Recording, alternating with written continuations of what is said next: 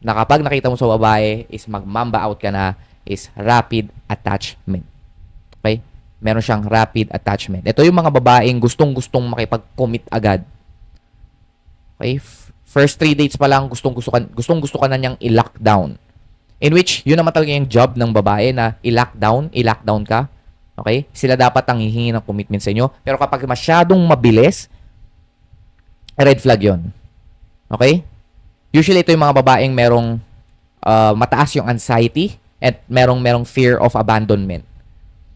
So, meron silang short-term gratification or meron silang short-term dopamine hit na nakukuha kapag meron nagko-commit sa kanila.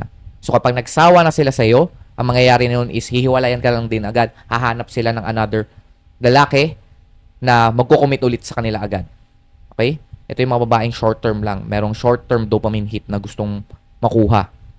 So, kapag sobrang bilis ng babae na sobrang bilis na gustong mag-commit ng babae sa'yo, kabahan ka na.